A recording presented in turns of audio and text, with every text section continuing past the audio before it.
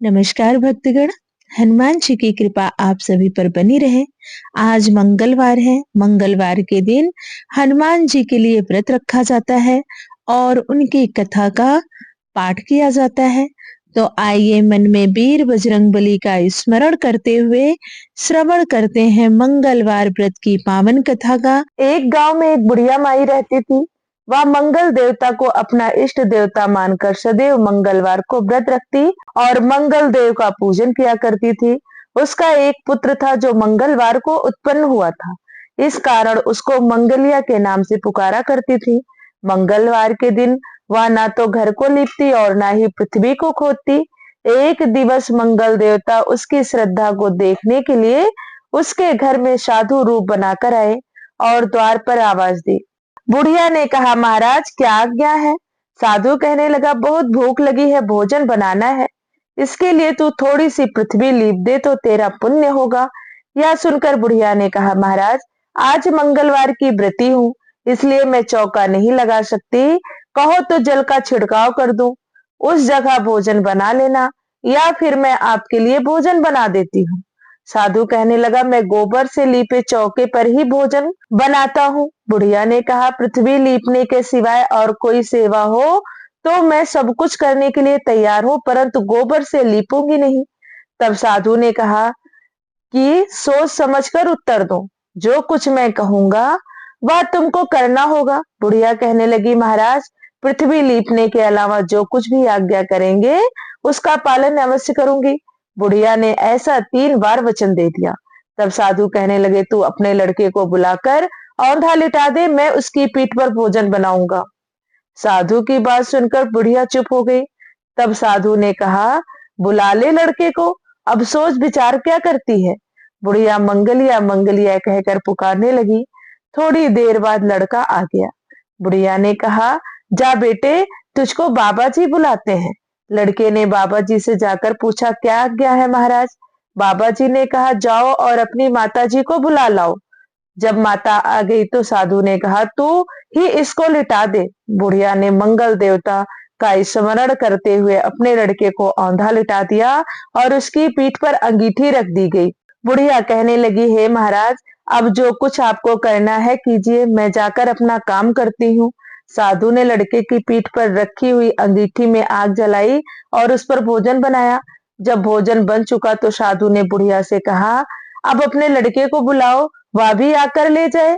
बुढ़िया कहने लगी, यह कैसे आश्चर्य की बात है कि उसकी पीठ पर आपने आग जलाई है और उसे ही प्रसाद के लिए बुलाते हैं। क्या यह संभव है? क्या अब भी आप उसको जीवित समझते हैं?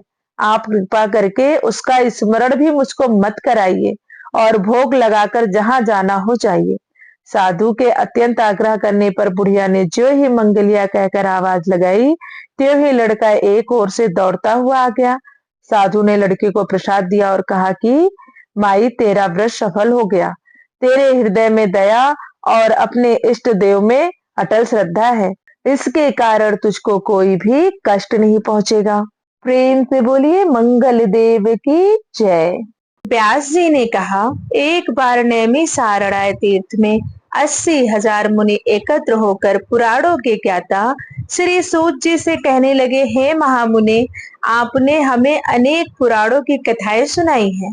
अब आप कृपा करके हमें ऐसा व्रत और कथा बताए जिससे करने से संतान की प्राप्ति हो तथा मनुष्यों को रोग शोक अग्नि सर्व दुख आदि का भय ना रहे, ये सब भय उससे दूर हो जाए।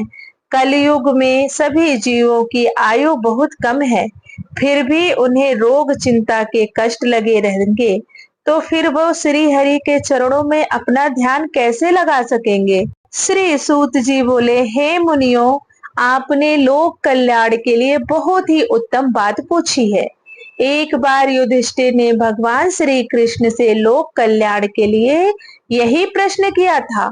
भगवान श्री कृष्ण और युधिष्ठिर का संवाद तुम्हारे सामने कहता हूँ, ध्यान से इसका श्रवण करो। एक समय पांडवों की सभा में श्री कृष्ण जी बैठे हुए थे।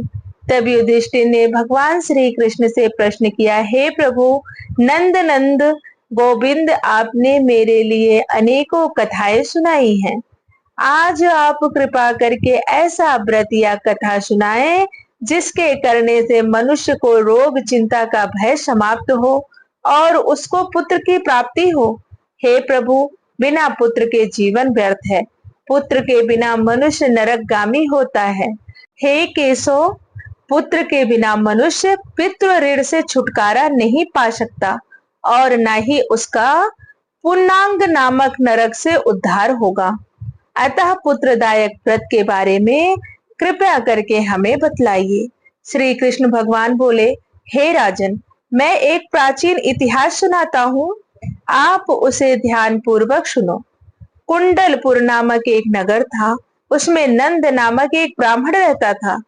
भगवान की कृपा से उसके पास सब कुछ था, फिर भी वह दुखी था।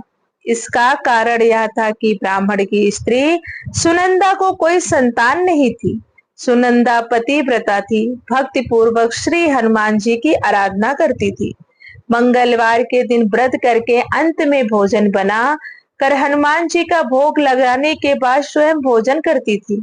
एक बार मंगलवार के दिन ब्राह्मणी गृह कार्य की अधिकता के कारण हनुमान जी को भोग न लगा सकी, तो इस पर उसे बहुत दुख हुआ। उसने कुछ भी नहीं खाया और अपने मन में प्रण किया कि अब तो अगले मंगलवार को ही हनुमान जी का भोग लगाकर अन्न जल ग्रहण करूंगी। ब्राह्मणी सुनंदा प्रतिदिन भोजन बनाती, श्रद्धा पूर्वक पति को खिलाती, परंतु स्वयं भोजन नहीं करती और मन ही मन हनुमान जी की आराधना करती थी। इसी प्रकार 6 दिन गुजर गए और ब्राह्मणी सुनंदा अपने निश्चय के अनुसार भूखी प्यासी निराहार रही। अगले मंगलवार को ब्राह्मणी सुनंदा प्रातः काल ही बेहोश होकर गिर पड़ी। ब्राह्मणी सुनंदा की इस असीम भक्ति के प्रभाव से श्री हनुमान जी बहुत प्रसन्न हुए और प्रकट होकर बोले, सुनंदा, मैं तेरी भक्ति से बहुत प्रसन्न हूँ, तू उठ और वर मांग। सुनंदा अपने आराध्य देव श्री हनुमान जी को देखकर आनंद की अधिकता से विह्वल हो श्री हनुमान जी के चरणों में गिरकर बोली, हे प्रभु, मेरी कोई संतान नहीं है, कृपा करके मुझे संतान प्राप्ति का आशीर्वाद दें, आपकी यदि कृपा होगी।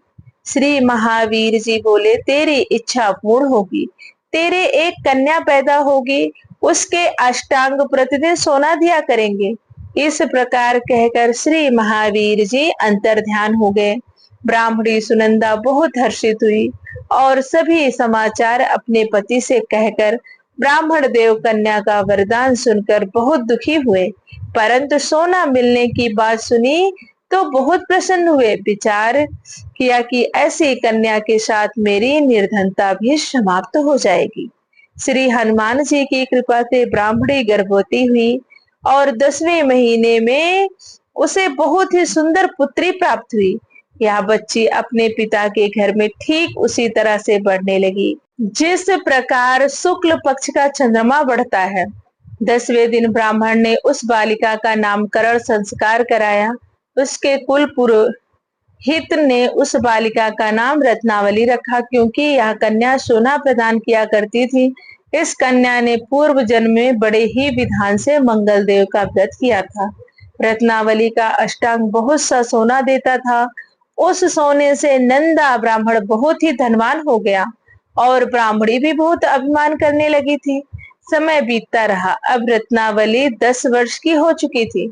एक दिन जब नंदा ब्राह्मण प्रसन्नचित्त था, तब सुनंदा ने अपने पति से कहा, हे स्वामी, हमारी पुत्री रत्नावली अब विवाह के योग्य हो गई है, अतः आप कोई सुंदर तथा योग्य वर देखकर इसका विवाह संपन्न कर दें। यह सुनकर ब्राह्मण बोला, अभी तो रत्नावली बहुत छोटी है। तब ब्राह्मणी बोली, शास्त्रों की आज्ञा है कि कन्या 8वें वर्ष में गौरी, 9 वर्ष में राहिणी, 10वें वर्ष में कन्या, इसके पश्चात रजस्वला हो जाती है। गौरी के दान से पाताल लोक की प्राप्ति होती है, राहिणी के दान से बैकुंठ लोक की प्राप्ति होती है, कन्या के दान से इंद्रलोक में सुखों की प्राप्ति होती है। और स्वामी, अगर रजस्वला का दान किया जाता है तो घोर नरक की प्राप्ति होती है। अपनी पत्नी के मुख से यह बात सुनकर ब्राह्मण बोला, अभी तो रत्नावली मात्र 10 वर्ष की हुई है और मैंने तो 16-16 साल की कन्याओं के विवाह कराए हैं, अभी जल्दी क्या है। तब ब्राह्मणी सुनंदा बोली, आपको तो लोभ अधिक लगता है। शास्त्रों में कहा गया है कि माता पिता और बड़ा भाई रजस्वला कन्या को देखते हैं तो वह अवश्य ही नरकगामी होते हैं। तब ब्राह्मण बोला, अच्छी बात है, कल मैं अवश्य ही योग वर की तलाश में अपना दूत भेजूंगा। दूसरे दिन ब्राह्मण ने अपने दूत को बुलाया और आज्ञा दी कि जैसे सुंदर मेरी कन्या है वैसा सुंदर वर मेरी कन्या के लिए ढूंढ कर ले आओ। दूत अपने स्वामी की आज्ञा पाकर निकल पड़ा। पंपई नगर में उसने एक सुंदर लड़के को देखा। यह बालक एक ब्राह्मण परिवार का बहुत गुणवान पुत्र था। इसका नाम सोमेश्वर था। दूत ने इस सुंदर व गुणवान बालक के बारे में अपने स्वामी को पूर्ण विवरण दिया। ब्राह्मण नंदा को भी सोमेश्वर अच्छा लगा और फिर शुभ मुहूर्त में विधिवत कन्या दान करके ब्राह्मण ब्राह्मणी संतुष्ट हुए। परंतु ब्राह्मण के मन में तो लोभ समाया हुआ था। उसने कन्या दान तो कर दिया था पर वह बहुत खिन्न भी था।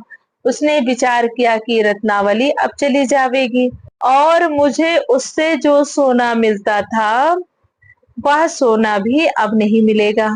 मेरे पास जो धन था कुछ तो इसके विवाह में खर्च हो गया और जो शेष बचा है वह भी कुछ दिनों पश्चात समाप्त हो जाएगा। मैंने तो इसका विवाह करके बहुत बड़ी भूल कर दी। अब कोई ऐसा उपाय हो कि रत्नावली मेरे घर में ही बनी रहे, अपने ससुराल ना जावे। लोभ रूपी राक्षस ब्राह्मण के मस्तिष्क पर छाता जा रहा था। रात भर अपनी सैया पर बेचैनी से करवटें बदलते बदलते उसने एक बहुत ही क्रूर निर्णय किया। उसने विचार किया कि जब रत्नावली को लेकर उसका पति सोमेश्वर अपने घर के लिए जाएगा तो वह मार्ग में छिपकर सोमेश्वर का वध कर देगा और अपनी लड़की को अपने घर ले आवेगा, जिससे नियमित रूप से उसे सोना भी मिलता रहेगा और समाज का कोई भी मनुष्य उसे दोष भी नहीं दे सकेगा। प्रातः काल हुआ तो नंद और सुनंदा ने अपने जमाई तथा लड़की को बहुत सारा धन देकर विदा किया। सोमेश्वर अपनी पत्नी रत्नावली को लेकर ससुराल से अपने घर की तरफ चल दिया। ब्राह्मण नंद महालोभ के वशीभूत हो अपनी मति को खो चुका था। पाप पुण्य को उसे विचार न रहा। अपने भयानक व क्रूर निर्णय कार्य रूप देने के लिए उसने अपने दूत को मार्ग में अपने जमाई का वध करने के लिए भेज दिया था, ताकि रत्नावली से प्राप्त होने वाला सोना उसे हमेशा मिलता रहे और वह कभी निर्धन न हो। ब्राह्मण के दूत ने अपने स्वामी की आज्ञा का पालन करते हुए उसके जमाई सोमेश्वर का मार्ग में ही वध कर दिया। समाचार प्राप्त कर ब्राह्मण नंदा मार्ग में पहुंचा और रुदन करती हुई अपनी पुत्री रत्नावली से बोला, हे पुत्री, मार्ग में लुटेरों ने तेरे पति का वध कर दिया है। भगवान की इच्छा के आगे अब किसी का वश नहीं चलता है। अब तू घर चल, वहां पर ही रहकर शेष जीवन व्यतीत करना, जो भाग्य में लिखा है वही होगा।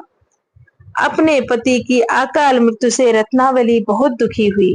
करुण क्रंदन से रुदन करते हुए अपने पिता से बोली, हे पिताजी, इस संसार में जिस स्त्री का पति नहीं उसका जीवन व्यर्थ है। अपने पति के साथ ही अपने शरीर को जला दूंगी और सती होकर इस जन्म को माता पिता के नाम को तथा सास ससुर के यश को सार्थक करूंगी। ब्राह्मण नंदा अपनी पुत्री रत्नावली के वचनों को सुनकर बहुत दुखी हुआ और मन में विचार करने लगा, मैंने व्यर्थ ही जमाई का वध कर पाप अपने सिर लिया।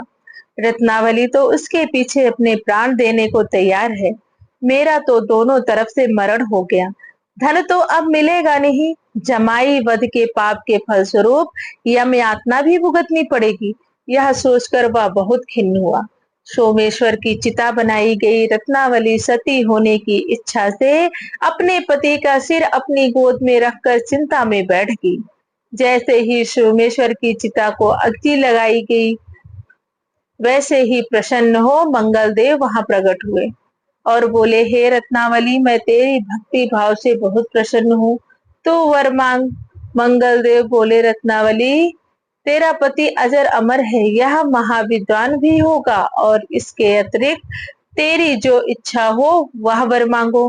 तब रत्नावली बोली, हे ग्रहों के स्वामी, यदि आप मुझ पर प्रसन्न हैं तो मुझे यह वरदान दीजिए कि जो भी मनुष्य मंगलवार के दिन प्रातः काल लाल पुष्प लाल चंदन से पूजा करके आपका स्मरण करे, उसको रोग व्याधि न हो, स्वजनों का कभी वियोग न हो, सर्प अग्नि तथा शत्रुओं का भय न रहे।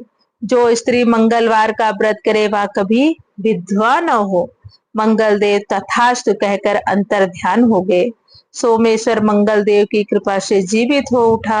रत्नावली अपने पति को पुनः प्राप्त कर बहुत प्रसन्न हुई और मंगल देव का व्रत प्रत्येक मंगलवार को करके व्रत राज और मंगल देव की कृपा से इस लोक में सुख ऐश्वर्य को भोगते हुए अंत में अपने पति के साथ स्वर्गलोक को गई। प्रेम से बोलिए, वीर बजरंगबली हनुमान की जय, मंगल देवता की जय। आज हमने श्रवण किया संकट मोचन हनुमान की पावन कथा का। अगर आप मंगलवार का व्रत कर रहे हैं तो इस कथा का श्रवण करके आप अपना व्रत अवश्य पूर्ण कीजिए और कमेंट में वीर बजरंगबली हनुमान की लिखना ना भूलिए।